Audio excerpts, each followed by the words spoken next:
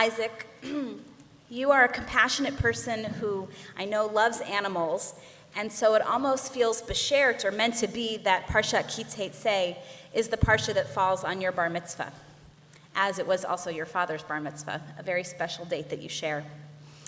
Several of the mitzvot in this portion deal with animals, and in particular, according to the rabbis, with lessening or preventing tsar balei chaim, the suffering of living creatures. For example, Deuteronomy 22 verse 1 says, "If you see your fellow's ox or sheep gone astray, do not ignore it. You must take it back to the owner." We can't get so busy or wrapped up in our own lives that we're oblivious to problems around us. In this case, a lost and wandering animal. As the text says, "Lo tucha lehitalem," you must not remain indifferent. Literally, you may not hide yourself. And verse 4 of the same chapter instructs, "If you see your fellow's donkey or ox fallen on the road, do not ignore it. Hakem takimimo, you must raise it together."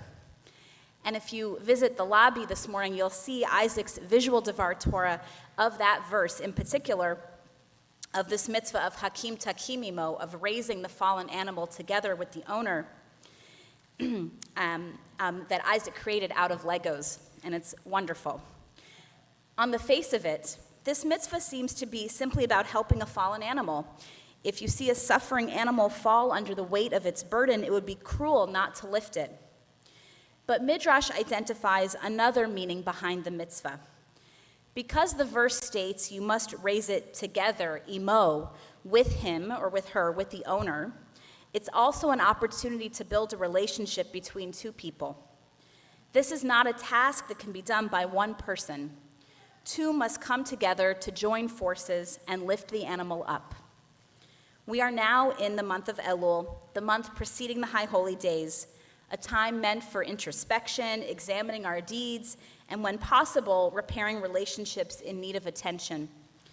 It would be easy to let this month pass by without finding moments for reflection.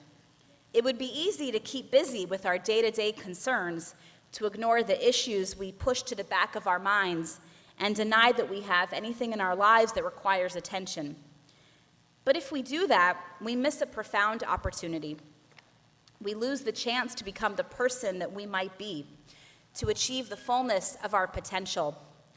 Without self-reflection, the ancient practice of Cheshbon Hanefesh, taking an honest look at who we are and how we are living, we cannot grow, develop our strengths, address our mistakes and misdeeds, and cultivate our best selves.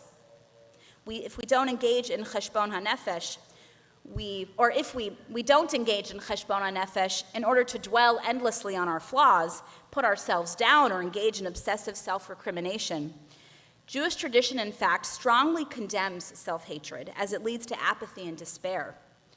Just as important is remembering the essential spark of goodness that dwells within each of us. We follow this ancient discipline in order to strengthen and encourage ourselves to find renewed energy and enthusiasm for the year ahead.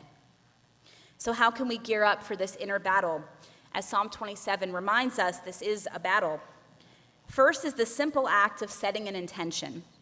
We can decide that this year we are going to do this seriously. We're going to spend a spiritually productive, full, and Elul. Second, we can support each other and hold each other accountable in this effort. Just as we're motivated to exercise when we have someone to accompany us, or to read when we're part of a book group, we can find a regular chavruta partner for the month of Elul to help us persist in honest self-reflection. And if we really want to grow, we can ask someone close to us, someone we love and trust, for some honest feedback. How can I grow? How can I be a better spouse, parent, partner, friend to you? Remember the lesson of that powerful little verse from our parsha. When you have a heavy load, work together to lift it. This is how I'm reading the verse in this season of Teshuvah. We need help.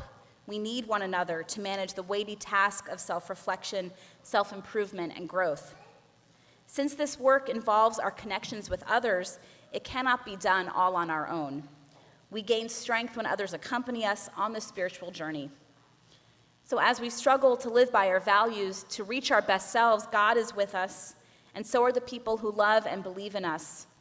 Together, we can find the strength to do the difficult but necessary work of this season. The ancient Israelites were warned to pay attention to lost and straying animals and bring them home again. Now, in this month of Elul, it's time for us to come home from our wanderings, to come home to the goodness that resides within each of us. Lo tucha lehitalem, says the Torah. You may not close your eyes, hide yourself, and turn away. You must not remain indifferent. This is the challenge of Elul, to open our eyes, search for the ways we've fallen short, and lift ourselves up again. Then, with hope and purpose renewed, we'll be ready to enter the new year.